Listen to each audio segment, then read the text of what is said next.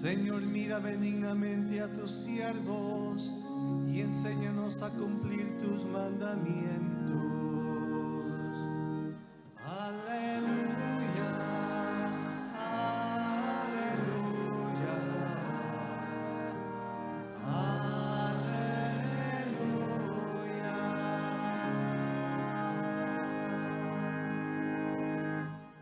El Señor está con ustedes.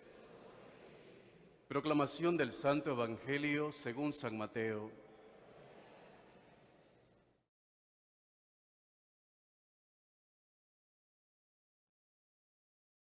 En aquel tiempo, Pedro se acercó a Jesús y le preguntó: si mi hermano me ofende, ¿cuántas veces tengo que perdonarlo? ¿Hasta 7 veces? Jesús le contestó: no solo hasta 7, sino hasta 70 veces 7. Entonces Jesús les dijo: el reino de los cielos es semejante a un rey que quiso ajustar cuentas con sus servidores. El primero que le presentaron le debía muchos millones.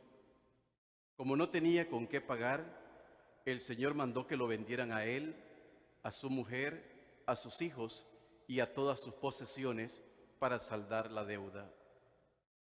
El servidor, arrojándose a los pies, le suplicaba diciendo: ten paciencia conmigo y te lo pagaré todo. El rey tuvo lástima de aquel servidor, lo soltó y hasta le perdonó la deuda. Pero apenas había salido aquel servidor, se encontró con uno de sus compañeros que le debía poco dinero. Entonces lo agarró por el cuello y casi lo estrangulaba mientras le decía: págame lo que me debes. El compañero se le arrodilló y le rogaba: ten paciencia conmigo y te lo pagaré todo. Pero el otro no quiso escucharlo, sino que fue y lo metió en la cárcel hasta que pagara la deuda.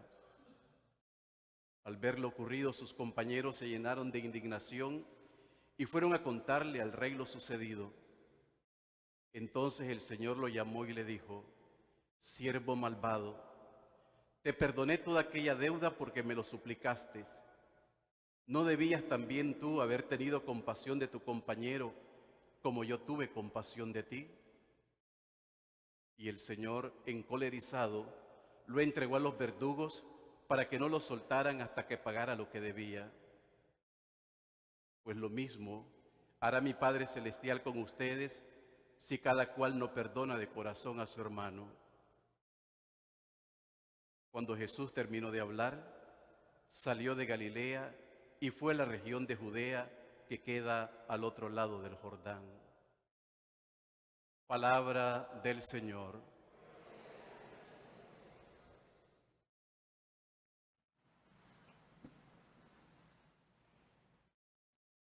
Buenas tardes, queridos hermanos y hermanas.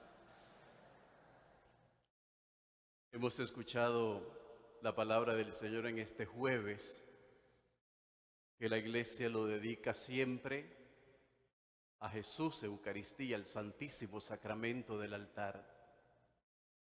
Y rezamos a Jesús, Eucaristía, a Jesús bajo esa apariencia sencilla del pan, pero que no es pan, sino es el cuerpo del mismo Señor Jesús. Y le pedimos por nuestras necesidades, por las necesidades del mundo, pero también le pedimos por nuestra conversión. Hemos escuchado el texto de la primera lectura que está tomado del profeta Ezequiel y el Evangelio que hemos escuchado. Ambas lecturas tienen cada una de ellas dos enseñanzas. En la primera lectura encontramos una primera enseñanza que podríamos decir es una enseñanza obvia, está allí visible. No hay que escudriñar mucho, no hay que buscar mucho para saber cuál es la enseñanza. Pero además de haber una enseñanza sencilla, visible, hay también una enseñanza profunda en la primera lectura. Y en el Evangelio pasa igual. En el Evangelio hay una enseñanza visible, sencilla, pero también hay una segunda enseñanza sumamente profunda. Hemos de recordar la primera lectura y hemos de descartar que la causa de todo lo que dice el profeta Ezequiel está en una palabra que el profeta repite con mucha frecuencia en la lectura, y la palabra es rebeldía. Esa palabra aparece muchas veces en la lectura que hemos escuchado hoy. La casa de Judá, el pueblo elegido, es un pueblo rebelde. Es un pueblo incapaz de oír. Es un pueblo que le cuesta obedecer. Es rápido para mentir, pero es un pueblo inconstante y es un pueblo infiel. Por eso el profeta destaca esa palabra, un pueblo rebelde. Y puede ser que quizás nosotros nos asustemos y digamos, qué barbaridad, qué pueblo era aquel. Pero es que, queridos hermanos, entre aquel pueblo y este pueblo no hay mucha diferencia. Seguimos siendo un pueblo rebelde. Seguimos siendo un pueblo desobediente. Seguimos siendo un pueblo rápido para mentir, rápido para murmurar, rápido para hacer juicios. Somos un pueblo inconstante, un pueblo infiel. Y por eso nos viene bien hoy escuchar con atención estas dos lecturas en este jueves dedicado al Santísimo Sacramento. Son buenos ejemplos para ver cómo la palabra de Dios nos da enseñanza en distintos niveles. Como les decía hace un momento, en el nivel más sencillo, como también en el nivel más profundo.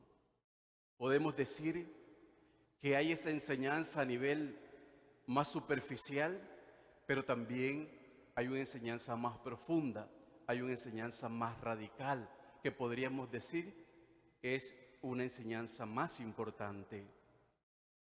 Como les he recordado en la primera lectura, nos damos cuenta de que el profeta Ezequiel está anunciando de una manera muy visible que el pueblo será llevado al destierro. Es decir, la enseñanza de la primera lectura es: el pecado trae consecuencias. Y esto fue igual ayer, como hoy y como será mañana. Si tú pecas y si yo peco, las cosas no quedan así de simple. Hay consecuencias. Y el pueblo de Israel experimentó esas consecuencias del pecado. Pecó y como consecuencia le vino el destierro. Hay una frase de un escritor que nos sugiere muchísimo y que es sumamente significativa. Dice: no eres libre de las consecuencias de tus actos libres. Es decir, lo que tú haces lo haces libremente, pero las consecuencias no son libres. Las consecuencias son productos de tus actos que fueron libres. Si tus actos fueron actos de pecado, de injusticia, de murmuración, de juicio, eso va a traer consecuencias. Quizás no lo veas hoy, quizás no lo veas mañana, pero de que vienen consecuencias, vienen consecuencias. Es lo que en alguna espiritualidad no cristiana se llama el karma. Y en el Evangelio lo encontramos en más de alguna ocasión. Con la medida con que midas, con esa te van a medir. Si no te miden hoy, te van a medir mañana. Y si no, el otro mes, y si no, el otro año, pero no te vas a escapar de las consecuencias de tus pecados. Nadie se va a escapar de las consecuencias del pecado. Por eso no podemos estar tan tranquilos, pecando, murmurando, haciendo juicio, mintiendo, levantando calumnias, porque eso lo vamos a pagar. Todo pecado tiene consecuencias. Esa es la primera enseñanza de la primera lectura. Uno puede tomar muchas decisiones libremente, pero las consecuencias que siguen de lo que tú decidiste, eso nadie puede escapar de las consecuencias. Hay otra expresión también que es sumamente significativa.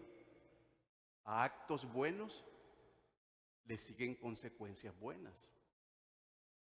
A actos malos le siguen consecuencias malas. Los pecados entonces tienen consecuencias. Y las consecuencias del pecado de un pueblo rebelde, como lo dijo tantas veces Ezequiel, la consecuencia de ese pecado va a ser el destierro. Debilitado interiormente, agrietado económicamente el pueblo de Judá, va a quedar impotente, va a quedar perplejo, va a quedar confundido y finalmente tendrá que rendirse frente al invasor imperio caldeo, que es el que los va a sacar de su tierra y los va a llevar al destierro. La primera enseñanza entonces que nos da la primera lectura es que el pecado tiene consecuencias y no podemos escapar de ello. Es más, no vamos a poder escapar de ello. El Evangelio también, queridos hermanos, nos trae otra enseñanza que es también evidente. La enseñanza primera que yo les acabo de comentar del profeta Ezequiel es la primera, la que está evidente. El pecado tiene consecuencia. El Evangelio también tiene otra enseñanza que también es evidente. Aquella frase de Cristo de que hay que perdonar hasta 70 veces 7 tiene su apoyo en que Dios nos ha perdonado generosamente. Y si tenemos la experiencia del perdón de Dios, entonces hemos de tener la experiencia de perdonar a los hermanos. Quien no tiene la experiencia de haber sentido el perdón de Dios, nunca va a perdonar a su hermano. Solo quien ha tenido esa experiencia de sentirse perdonado, de sentirse amado, de sentirse querido por Dios, ese va a poder también perdonar a su hermano. De lo contrario, va a ser sumamente difícil. Por eso el Evangelio quiere también regalarnos esta realidad de sentirnos que esa experiencia es como la de un torrente, el torrente del perdón. Y hay otra enseñanza más profunda en la primera lectura. ¿Alguien recuerda cuál fue la primera enseñanza de la primera lectura? El pecado tiene consecuencias. Esa es la primera enseñanza. La segunda enseñanza, dice la primera lectura, a la vista de todos. Y lo repite varias veces, a la vista de todos. Sedecías era el hombre más importante en el reino de Judá. Y Ezequiel en la primera lectura no le dice que es el rey, sino dice el príncipe. Porque Sedecías había sido nombrado por los caldeos. Era, por decirlo así, un rey falso.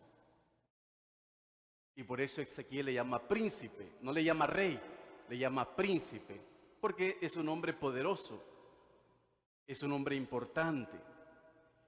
Y este hombre tiene planes que no los conoce todo el pueblo. Y el plan de Sedecías es salir huyendo a escondida de la mano de los caldeos, a escondidas. Y fíjense que Ezequiel dice, a la vista de todos. A la vista de todos va a hablar Ezequiel. A la vista de todos va a decir el pecado del pueblo de Israel. Pero hay un bandido que es Sedecías, que no va a estar a la vista de todos, sino que va a salir huyendo, va a abrir un boquete para huir a escondidas. Y a la vista de todos, el profeta entonces denuncia. La idea de Sedecías, de alguna manera, es salvar su propio pellejo. No le importa que el pueblo vaya a sufrir. Lo importante es salvar el pellejo. Y por eso va a huir a escondidas. No a la vista de todos, sino a escondidas. Todo está desnudo y todo está patente frente a los ojos de Dios. Esto nos lo va a recordar la carta a los Hebreos. Todo está desnudo y todo está patente a los ojos de Dios. Tus maldades y tus pecados, aun cuando los escondas, hay alguien que los conoce. Ante Dios estamos desnudos. Ante Dios nuestros pecados son patentes. Dios lo sabe todo. A Dios no lo puedes engañar, a Dios no lo puedo engañar. A Dios no lo puedo engañar dando una apariencia de un ser religioso o un ser religiosa. A los demás los podemos engañar, pero a Dios no. Ante los ojos de los demás podríamos parecer piadosos, religiosos, buenas personas, pero a los ojos de Dios no. Y esto es importante recordarlo. Entonces, esta es la enseñanza del Evangelio. Pero hay otra todavía enseñanza en el Evangelio. Perdonar no significa ser tonto y darle fuerza al abusador y al grosero. Porque a veces hemos pensado eso, que perdonar es bajar la mirada y aceptar toda la maldad que te venga encima. No. Perdonar no es ser tonto, ni aguantar las barbaridades de quien te está agrediendo. Perdonar en realidad es otra cosa. ¿Por qué Pedro le hace esa pregunta a Jesús? ¿Cuántas veces tengo que perdonar a mi hermano? Hasta 7 veces. Pedro pone un límite. Hasta 7 veces. El número 7 en la Biblia es bastante significativo. Cristo le dice a Pedro, no le pongas límite al perdón. El amor no lleva cuentas. En la primera carta a los Corintios, en el capítulo 13, recuerden cuando San Pablo hace ese himno maravilloso acerca del amor. Y una de las cosas que dice San Pablo en aquel himno es que el amor no lleva cuentas. Pedro llevaba cuentas hasta 7 veces. Pedro llevaba cuentas. El amor no lleva cuenta. Llevamos un amor que no lleva cuenta. Y es como cuando nosotros llevamos ese amor que lleva cuenta, es cuando llevamos un vaso con agua. Y cada vez que nosotros perdonamos, va saliendo un poco de agua de ese vaso. Y cada vez que nosotros perdonamos, hay menos agua en ese vaso. Y cada vez hay menos agua. Y cada vez hay menos agua hasta que no va a haber agua en el vaso. Hoy el Señor nos dice que nosotros no tenemos que ser un vaso. Que nosotros tenemos que ser un manantial. Un manantial. No te quedes siendo un vaso. Aspira a ser un manantial.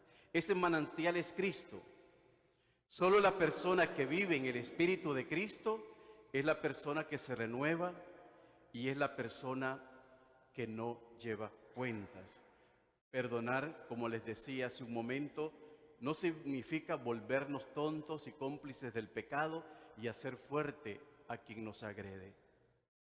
La fuerza para perdonar viene de tener la gracia viva en nosotros y de ser un manantial. Quien es un manantial nunca se quedará con agua, porque del manantial siempre está brotando agua. 4 enseñanzas entonces en las lecturas de este jueves. La primera, no podemos escapar de las consecuencias de nuestros pecados. La segunda, nada está oculto a los ojos de Dios. La tercera enseñanza, no te detengas ante el torrente del perdón que Dios te ofrece. Y la cuarta enseñanza de las lecturas de hoy es que la fuente del amor no puede ser un vaso que se agota, sino un manantial que se renueva siempre y que de ese manantial siempre está brotando agua. Que la palabra de Dios, hoy, queridos hermanos, no entre por un oído y salga por el otro. Porque con mucha frecuencia y muy a menudo, la palabra de Dios la escuchamos aquí y al salir de esas puertas nos convertimos en otra cosa que no es la palabra que hemos escuchado. Pidámosle al Señor no ser un pueblo desobediente, no ser un pueblo rebelde. Eso lo dice la primera lectura, no lo estoy diciendo yo. Digámosle al Señor, Señor, yo no quiero ser rebelde. Señor, yo no quiero ser desobediente. Señor, yo no quiero prestarme a la mentira, a la murmuración, al juicio, al chisme, a la calumnia. No quiero prestarme, Señor, a eso. Dame la fuerza de poder ser un manantial, que yo pueda perdonar y que no lleve cuentas del amor. Porque el amor, como dice San Pablo en el himno a esta virtud, el amor no lleva cuentas. Que el Señor nos bendiga, nos guarde de todo mal y nos lleve por siempre a la vida eterna.